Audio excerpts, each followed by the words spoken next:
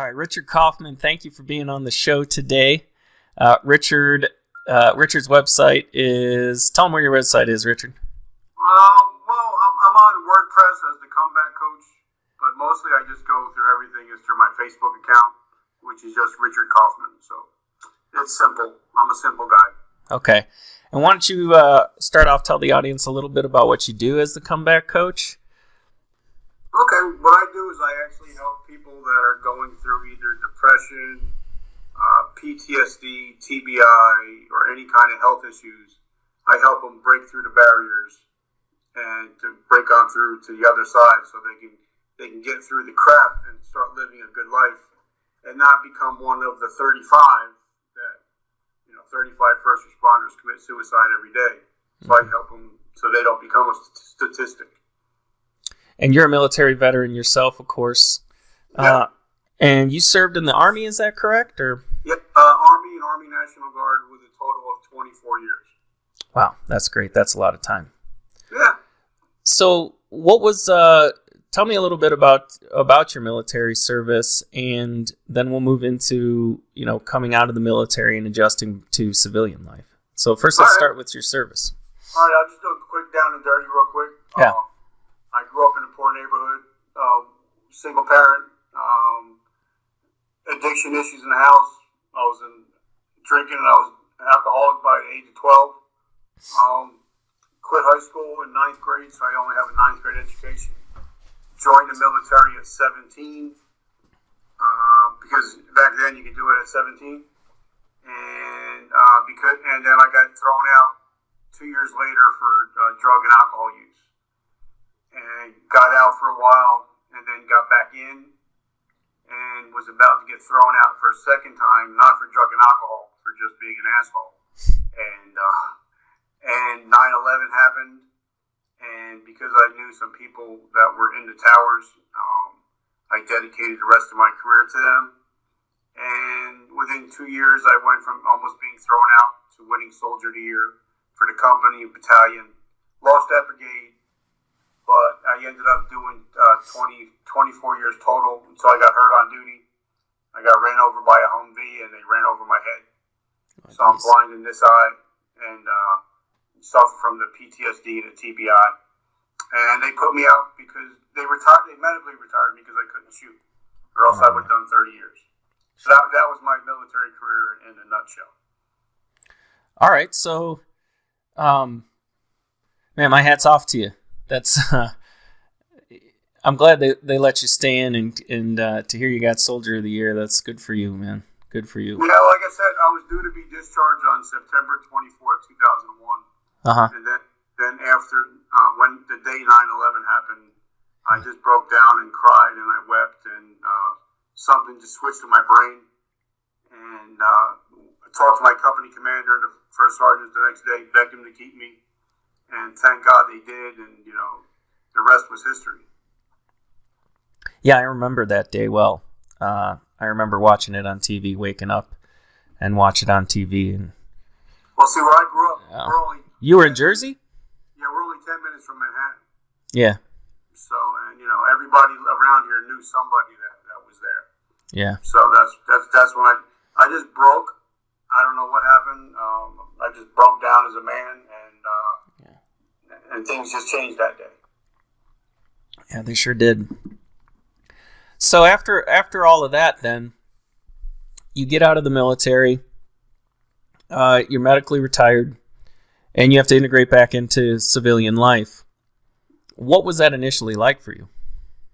Well, the good thing is, like a lot of my military career, I always had, even when I was in active duty or wherever I was stationed, I always had a job at the PX, at the GNC or the local gym, at the gym on post. So I was always in the health and fitness industry. So even after I got out, even when I was still in and I did my last time in National Guard, I still had a job as a general manager for GNC. So it wasn't so hard for me because I still had my job. I just had to contend with, I don't have my military career anymore. It's over. And I didn't get to choose it for it to be over. They chose it for me.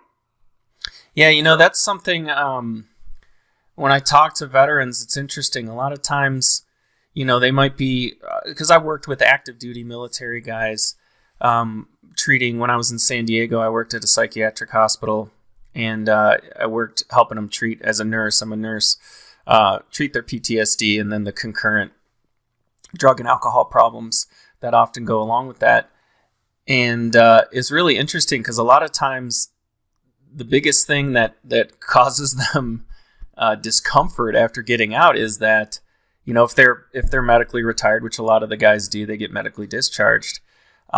It's not the injuries they have; it's that they lost this job that they loved so much. They love so much serving the military and serving the country that they're upset. And it's that was the biggest thing for me, because it's like, once I got thrown out the first time, and then I got back in, and then I started progressing in my career. I went headlong into it. I started just crushing it. Started to do the correspondence courses, going to every school that's available. And then, if anybody ever asked me for my ID, I never showed my driver's license. It was always my military ID. And then that one day when they called me in the office and said, "Well, you're done," and they asked me to hand me over my military ID. It just crushed me that day, And then knowing that night that I'll never be able to put that uniform back on again. Yeah. And that's what actually got me into a deep depression. But I didn't use drugs or alcohol. I've been clean I'm going on, I think, 32 years. So even though I was going through all that, I never went to a drug or a drink. But then I had to pull myself up by the bootstraps and be like, listen, I've been through all this stuff in my life already. I just got to come back one more time. The proverbial Rocky story, I just have to keep coming back. Yeah, man. And that must have, what I'm curious about too is what that took.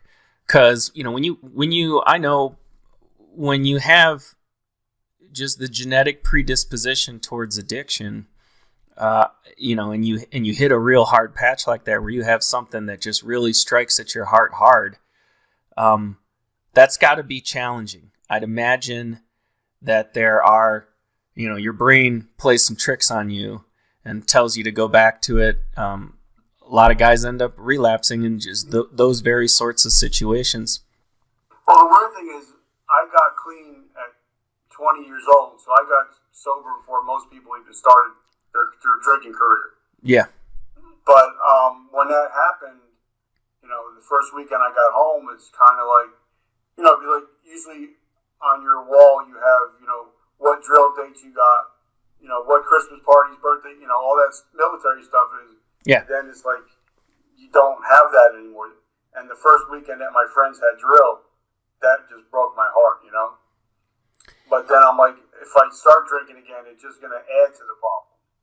So it's like, I had to then I just dumped myself into my work. I just started tripling down on what I was good at, and had to be like, I guess it's kind of compartmentalizing.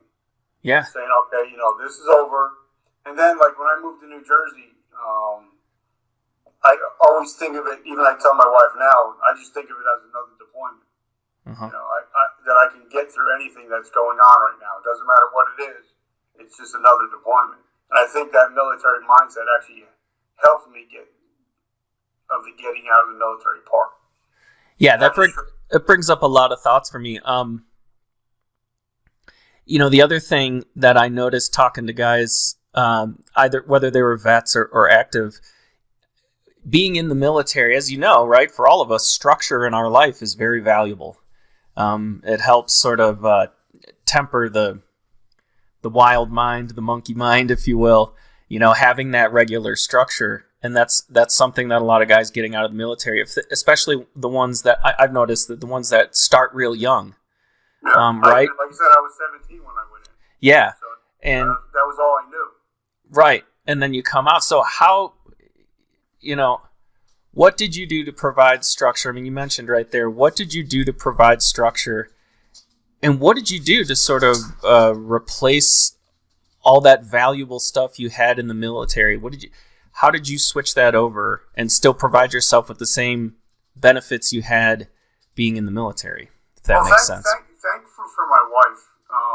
She seen that I was starting to get, fat, dumb, and happy, and I'd be sleeping in, and not going to the gym, just going to work, and eventually she was like, dude, you put 24 years in the military, and you're a slack ass now.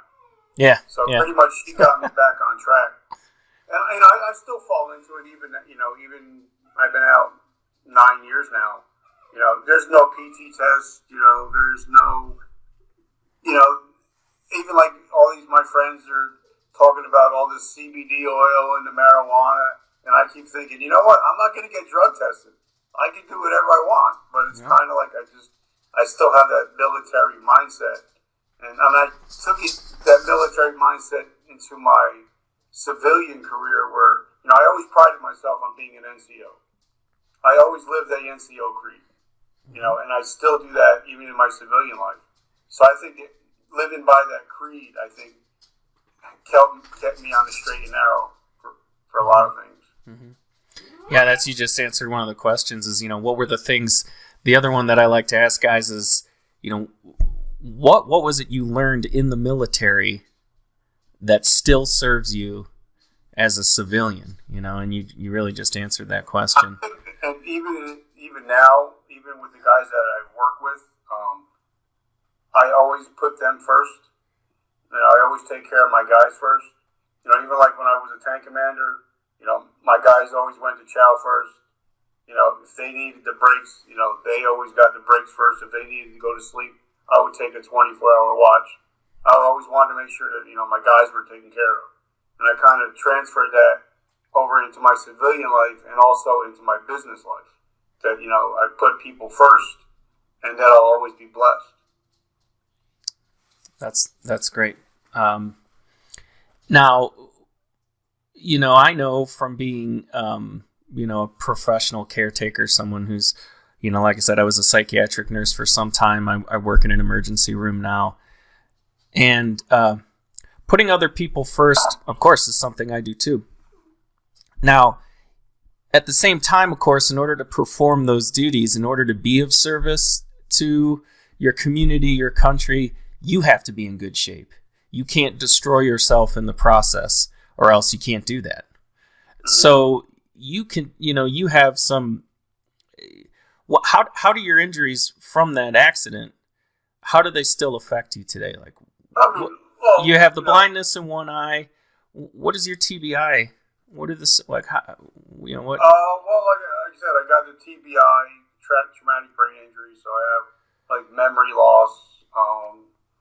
Sometimes I get miscombobulated with things, and it's something that I've learned to deal with now.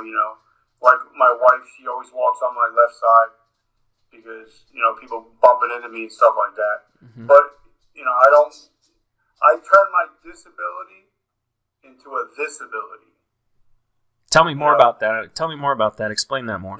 Because I see, like, if I'm ever feeling bad about myself, I go down to the VA and I see these guys that are totally blind, no legs, no arms, and I'm thinking, all right, I got this going on, but if that's the worst case scenario, then I'm still doing good. My father used to tell me, he used to say that the man with no shoes can't complain to the man with no feet. So I've kind of taken that into a life that's like, all right, no matter what's going on, I'm still living a good life. I still have a beautiful wife. I got beautiful children. I try to look for the positive in everything. But as sometimes, like you said, you're always taking care of everybody else, and you're like, what about me? Yep. But when I get into that doldrum, that downward feeling, I'll go service somebody else. And then I'll bring it back to be like, okay, it's not that bad. Life is not that bad. Yeah. And even like when I go to give my talks and when I go do my speaking, I usually bring a box of eye patches, and I have the people wear the eye patches through my whole speech. Yeah. Because it gives them a different perspective on life when they take it off. Right. And they go home with a different perspective that, they're thinking, all right, life is not that bad. Whatever's going on, we can break through it, So let me ask you something else. I hear you saying that the support systems you have in place are very important to you, and maintaining your own mindset, your own personal mindset is also very important to you. What other things do you do just day to day to maintain yourself and to cope with some of the ups and downs? Well, I mean, I just wake up in the morning, every morning, get my kids ready for school. And I think the best part of my day is when I'm actually walking my 6-year-old to school and she's holding my hand. Yeah. That's kind of like the best part of my day. And then, do my social media, do maybe a podcast or 2 a day. Mm-hmm. And then I go to work and I help more people get healthy at my store. So it's kind of like I'm always on my way to work. I don't listen to the news. I don't listen to any of that crap. I listen to my podcast. I listen to like Ed Milet. I listen to the MF CEO Project, Donnie Boyden Success. I'm always listening to something positive. Mm-hmm. And then on my way home, I usually record my 4-minute podcast that I put out in my own podcast. So it's always putting positive stuff in my brain. There's nothing. I don't let anything negative in it. I don't talk to negative people. I won't allow it. Even I don't get into politics at all. But a lady was arguing with me, and I said, "Listen, lady," I said, no matter who won, I had to go to work Tuesday morning to support my kids. So it didn't matter who won. Yeah. So I don't let any negative stuff. If you think about negative stuff, it's just your whole day is going to be ruined before it's even started. Yep. What about physically? What do you do to maintain yourself physically? Well, I just had another medical episode about 2 weeks ago. My other eye went totally blind. And I'm coming back from that right now. But normally when I'm at work, I do push-ups, sit-ups, and I have some weights that I work out in the back room. But I can't do anything for a while until this heals up. Sure. Yeah.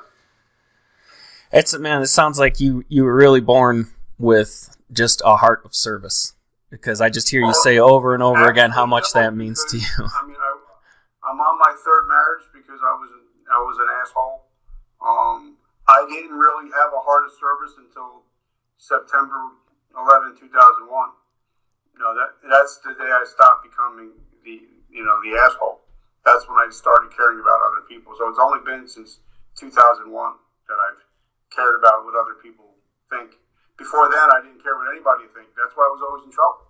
Yeah. That's why I kept on getting thrown out, because I didn't care what was going on. I didn't care about rules, regulations. It was just my own thing. Yeah. So I'm totally opposite of the guy I used to be. I hear that. Along those lines, when I've been getting started myself and looking into veterans groups, there's something I see that's really common. A lot of veteran groups really focus on, well, you hear guys, they just complain a lot, right? They complain. They get together in a community and they just complain a lot about the VA, about what's going on in their lives, and that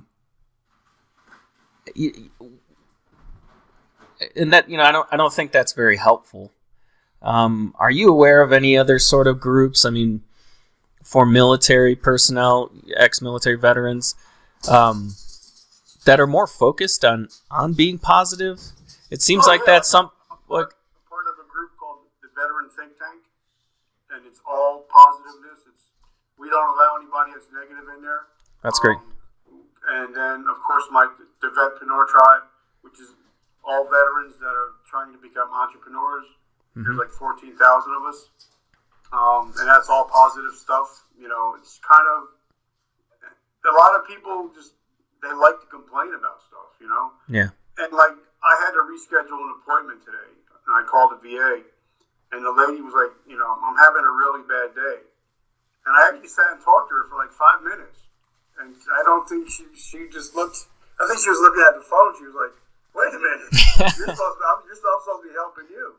Yeah. And I told her, she said, it's my birthday and I'm at work and I don't feel good. And I said, don't worry. I said, you and God are a majority. It's going to be all right. And she almost broke down and cried on the phone. It's like, if people would just think like that all the time and think about others before yourself. I mean, if you treat people good, it always comes back to you. Yeah. I've never had a problem at a VA yet. I guess because I treat everybody with respect, you know, and they kind of want it. When you treat people great, it comes back to you. Yeah, and to me, I'm always thinking about the community I'm a part of. And, you know, whether it be focusing small, whether there's my own family and focusing on my own family and making sure that's good, and then building out from there, sort of zooming out from there, where you have the town you live in, you have your workplace, but then ultimately we are all part of the American community too. Yeah. And, you know, nowadays especially, I think a lot of people are forgetting about that, and everybody is, you know, separating themselves, isolating themselves, figuring out ways that they're different, instead of remembering that as Americans, we're all in one big mission. And a lot of that has to do with helping each other out, right? We're a society of charity and service to others. That's the foundations of our country, and that's one of the things that makes us great. I'd like to see more of that. But unfortunately, charity starts at home. That's right. You know, charity, I mean, not charity, but it's how you treat your wife. It's how you treat your kids. You know, then you can blossom out. Then you can throw that rock into the lake, and it'll ripple out. But Yeah. if you're a great businessman and you're making a lot of money, but you go home to an empty apartment and you're paying child support and you're hitting a bottle, you know, you're not having a successful life. You know, and that's what I every day that I wake up, I think of my legacy. Because when I met Gary Vee about a year ago, I met and talked for about 10 or 15 minutes. I said, you know, what nugget can I take home? And he said that legacy is greater than currency. Yeah. Your legacy is always going to be greater than your currency. Mm-hmm. So, and I started really thinking about that, you know, in the last 6 months to a year. What is my legacy going to be? Yeah. What do you think is some of the most valuable things, valuable resources, or, you know, for all these guys that are coming back from combat, which I think it's estimated about 5 million of them by next year, you know, post 9/11 veterans. And I know a lot of those guys struggle with drug and alcohol addiction. What are some of the most, you know, valuable resources you think those guys can use, or what would you say to those guys to get out of that and become more fully functional? I think the number one thing that they would have to do is forgive themselves. Yeah. You know, for whatever happened in the past. You know, like when I'm doing a speech next month, and that's what it's going to be about. It's going to be about, you know, forgiving yourself. So many times we can forgive everybody else, but we can't forgive ourselves.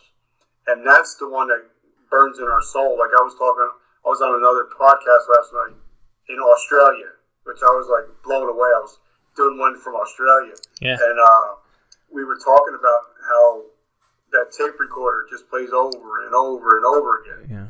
So, you know, if you're dealing with, you know, past issues, because a lot of it is even before they went to combat. Sure. That they became alcoholics. And most of that stuff comes back when you're a child from between the ages of 2 and 8. So you have to actually go back and do some real, you know, work, you know, and try to figure out, okay, whatever happened back then is not my fault. And then you have to kind of forgive everybody else. And then most importantly, forgive yourself. Then you can move on. But if you keep on playing that, like say if you got into a firefight and, you know, you killed some people and you've seen it, that tape is going to be constantly played over and over in your head. Yeah. You know, but if you forgive yourself, you have a chance to get rid of that tape and put another tape in there. You know, I like to ask people too,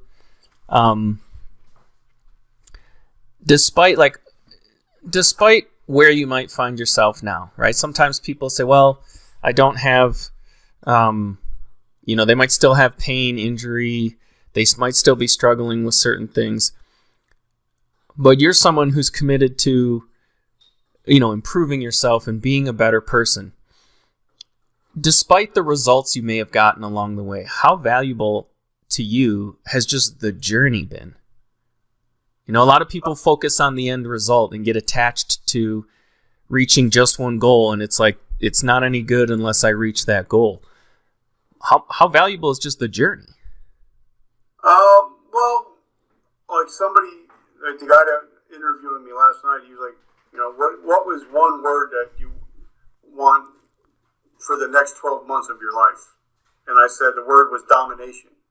Because there's nobody that's in my niche right now that's talking about actual people trying to break through from addictions and stuff like that. So without my story, I wouldn't have a future. You know what I mean? Without my past, I wouldn't have a future. Yeah. And one of my mentors, Ed Milet, says, things happen for you, never to you. Yeah. Everything is a learning tool. So now I just think, well, okay, this was everything I needed to go through to get me to this point. And now I'm just starting out. Like, I haven't even, you know, I'm just starting to ramp up.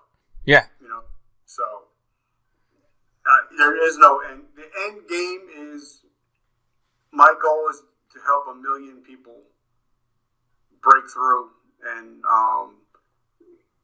not become a statistic. Yeah. Yeah. That's the goal. And it has nothing to do with finances, money, because I don't need it.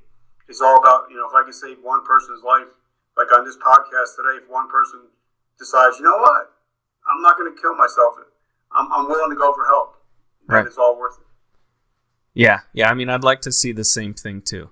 It really bothers me. I've never been in military service. I honestly, when I was younger, I don't think I could have hacked it. I think it would have been really hard on me as an individual, but my father's an Air Force veteran. My wife is a Coast Guard veteran. But I'm a very patriotic American, and seeing all these guys come back and just, you know, be wounded and psychologically injured and all this stuff really bothers me. And I don't want to see that, you know, it bothers me to see a lot of that get the better of these guys. Because the individuals that I've always worked with in the military, who are in the military, are just the salt of the earth. You know, some really great people, really genuinely, you know, kind, helpful people who want to be of service to their community. And I really appreciate that. So, you know, I'd like to see these guys be able to come back and now have their country serve them and have their community serve them. Is like, for me, is when I got out, is I didn't have that camaraderie anymore. You know, I didn't have, like, it used to be where we would just be in the middle of the desert, you know, 3 o'clock in the morning, sitting up on the tank, smoking and joking and talking about, you know, hanging out, talking about each other's families. And you become family at that time, you know? Mm-hmm. And then when you get out, you're like, you don't fit in with society in a lot of ways. You know, I was talking to somebody about that. Even in the job place, you don't fit in the regular job place. So how do you replace that camaraderie, or how do you still get that need met? Then you actually have to go out and make friends. You know, you actually, or become part of a veterans group and actually start hanging out with other veterans. You know, even if it's just like on social media. You know, a lot of it is, you know, when you get back, you have to learn how to be part of a family again, because you've been deployed, you were part of a family, but it wasn't your family. And then when you come home, you know, there's your wife and your kids. They don't even know you, you know. So you kind of you have to deal with that dynamic for a lot of guys that come home and they can't talk about what went on over there. Mm-hmm. They can only talk about it to their friends. So I think, like, even though I didn't have those issues, but I knew I had the alcohol and the drugs and all, and the depression, I went to the VA and actually used the services that they offered to see a psychiatrist. And, you know, I still go to her every 3 to 6 months, mm-hmm. and I still talk to her, even if it's, you know, I'm doing okay, I'm doing great, and, you know. Right. And the funny thing is, my shrink's name is Dr. Seuss, SOOS. So my wife says, really? Like, you're going to a shrink named Dr. Seuss. How fitting. That's a good one. That's funny. But, so there are a lot of resources. I think a lot of guys just have to give up their pride. Yeah. Because after pride becomes, if you become a statistic because of pride. Yeah, there's no shame in getting help. No, not at all. I think it takes a stronger man to get help, because then you actually have to bare your soul and talk about who you really are. Yeah. And then it came to me about a year ago. I had to decide, look at who's the man that I want to be. Not the man I am now, but who do I want to be a year from now? And then I had to, I started journaling and writing down every day the man that I want to be. And day by day, I'm starting to get to that point where I want to be. Yeah, good for you, man. That's great. I'm out of questions at this point. I really love listening to what you had to say. I mean, what's something else you'd like to tell everybody? I mean, the veterans out there coming back and struggling. What else do you want to tell them? Like I said, you just have to. Unfortunately, a lot of times you just have to accept things the way they are.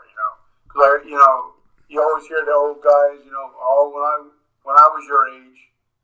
Yeah. But now it's like, okay, it doesn't help me if I could say, to my wife, remember when I could see out of both my eyes? It doesn't do me any good. If I just keep on harping on what I don't have, I'm never going to get anywhere in life, because I'm just going to keep on talking about old stuff. It doesn't happen that way anymore. And a lot of veterans groups, that's what they do. They harp on the past. Right. And you got to look for the future, and you got to pick mentors. If you don't have mentors in your life, you can get lost pretty quick. Sure. That's why I kind of choose my mentors wisely. I've picked a couple great guys, and they're actually investing in me. Because I can do this all day long. I can sit and talk to people and go out and speak. But when it comes to technology, I don't have a clue.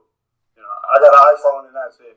Yeah. Like I got a book coming out next month, and I wrote it by hand. And my son looked at me. He's like, "Are you serious?" He's like, "You could just put it in." He could type it for you, right? And copied and pasted it. I'm like, "The hell are you talking about?" Copy and pasting? So the book will be out next month. Yeah, tell me about the book. Tell us about the book. It's called A Hero's Journey. It's about my life story. Now, it's in no way saying that I'm a hero at all, but it wraps up in the end. It's called A Hero's Journey from Darkness to Light. It tells my story from, drug and alcoholism to being homeless, living in a car for a year, to going to the military and all my military experience, and then getting out and getting hurt.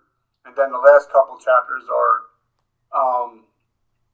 actually telling people what to look for, people that are suicidal, what to look for people that are going through addiction.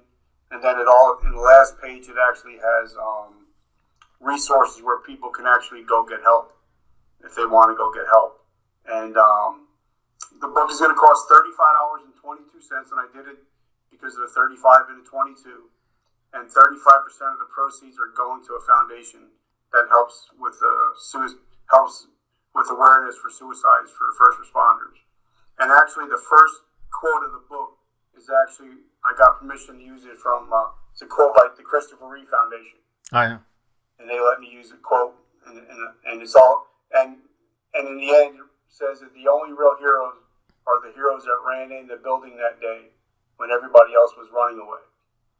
And that's where, that's what the book's all about. And hopefully it's going to raise more awareness that 35 first responders commit suicide every day.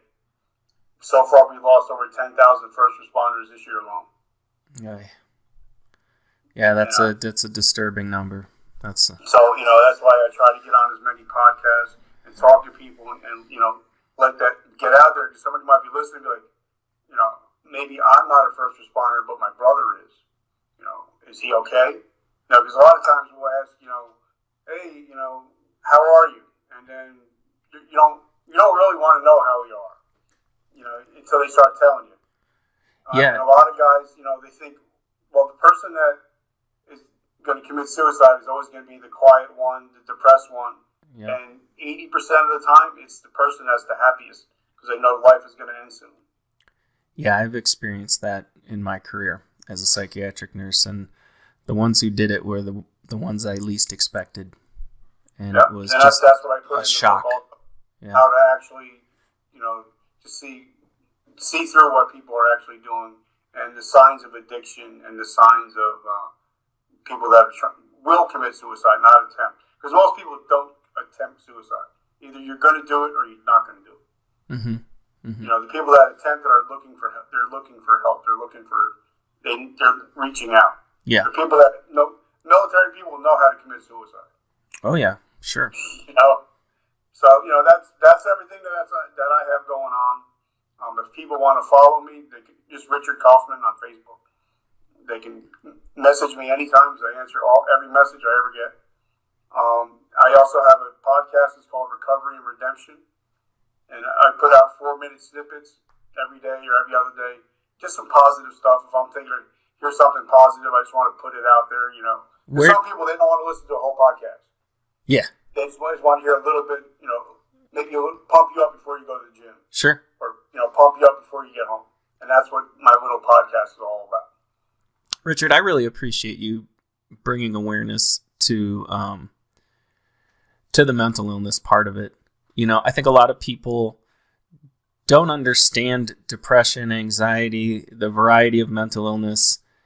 They look at it different. There's a real stigma with it, but your brain is an organ, and when it malfunctions in a certain way. Depression is the most common leading cause of disability worldwide for human beings, right? So that lets you know how big of a problem that is just for human beings. I mean, your stomach has a problem as an organ, you get heartburn.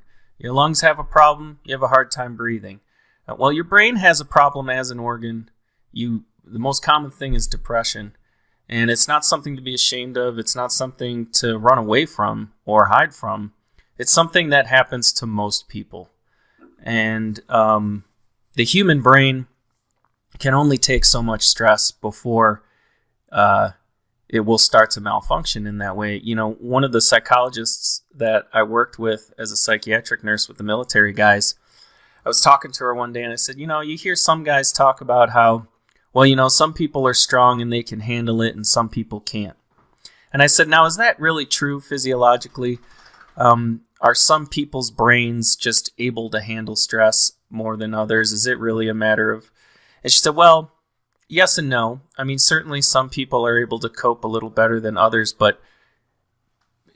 and everybody has a breaking point, and anybody can only take so much. And of course, when you're talking about warfare, you're talking about these sudden, unexpected, severely traumatic events. And for a lot of guys, no matter how strong they might be, their brain can't handle it. There's a breaking point for everybody. So it's not about being a strong or weak person. It's just acceptance, that idea of acceptance and going, okay, well, this is where I am and this is what's going on with me. So I'm going to do what I need to be a better, healthy person. Yeah. Well, some people, I got a lot of friends who are police officers, firefighters. They just compartmentalize everything. Yeah. They kind of shut it off. But then people don't realize that usually a year or two after a police officer retires, he's dead. Yeah. A lot of, yeah. They drink themselves to death because now there's no more compartmentalizing. It all became one compartment. That's right. You know what I mean? That's right. I think the biggest thing, if I would tell your audience, is just reach out for help. It's there. And there's people like me that would do anything for you, that will help you, pick you up and take you to a meeting if you want to go to a meeting, or, there's people out there that actually care. And, and like I talk to a lot of people that are, in addiction, and, I'm going out to California to be in an oasis for a week. And I'm like, dude, no, you need to change inside. If you're just going to go to a rehab and not change and not fix the problem, you're just putting Band-Aids over everything, Mm-hmm. Like when I got clean, it cost me $90. 90 meetings in 90 days and making coffee. That's what I did for that, to get clean and sober. Mm-hmm. So I think, and I reached out for help because I was at my breaking point. I was like, because what happened was have a second to tell you, I just want to tell you this one. No, go ahead. As an alcoholic, went to school to be a bartender. Yeah. How smart was that? And the first job I got was bartending at a friend of mine's bar. He was a police officer. Mm-hmm. And it was New Year's Eve in 1988. And I got to the job. Everything was going good. People were buying me drinks. And the next morning, I woke up with like $5,000 cash. And I robbed the place. And he came knocking on my door, and he's like, listen, you're only, I forget what I was, 19, 20 years old. He's like, I'm going to give you a break. Give me the money back, but you got to go to a meeting. And you got to do 90 meetings in 90 days. And I had to sign out every time I went. So New Year's Day, 1989 was the last drink or drug that I ever had. Wow. And I went to like 380 days straight or some stupid number. But, I reached my breaking point. Yeah. So I think a lot of these guys, I think after I got blinded, I think that was the biggest humbling experience in my life. Mm-hmm. Because you can't be too proudful if you can't see out of your one eye. Your pride is pretty much gone. Well, it seems to be like you have a lot to be proud of. Well, so now it's just like I had to recreate my life over again. Yeah. And I think a lot of guys that get out of the military, they have to go through the pain of trying to recreate, a new life apart from the military. Because you still see these guys, I see them all the time. They're still wearing their fatigues and stuff, and I'm like, dude, get over it, bro. It's over. Mm-hmm. Mm-hmm. What are you doing in your new life? You can't. They say if you have 1 foot in yesterday and 1 foot tomorrow, you're just pissing all over today. Mm-hmm. So you kind of have to just be in the present, and the present is called that for a reason because it's actually a present that God gave you to have today only. Yeah, it's the only time that actually exists, right? The only time you're ever actually in is the present moment. The past and the future are produced by your mind, right? And even the military says, there is no tomorrow. Yeah. There's only today. So, you can't. You have to learn from your past. But yeah. You don't have to repeat your past either. That's right, and you're not living your past. Nope, it's gone. You're living now. It's gone. That's why I help people come back and break through that. Your past is behind you. Your rear windshield is much smaller than your front windshield for a reason. So you can break through if you just have to let go of your past. And I think that'd be the biggest thing for your audience, would just to let go of your past. That's great advice, Richard. Thanks a lot for coming on and talking, man. That was a great conversation. I really appreciate it. It's been fun. Yeah. We'll have to do it again when your book comes out. Okay. And, we'll help promote your book. And, we'll keep in touch. Let's do some more interviews sometime. Well, like I said, I want to, every podcast I've ever been on and all the owners of the podcast, I became friends with them, personal friends with them. And that's what I would like to do with you, just become friends. Because I figured the more friends I have in life, the better life is. I agree with that.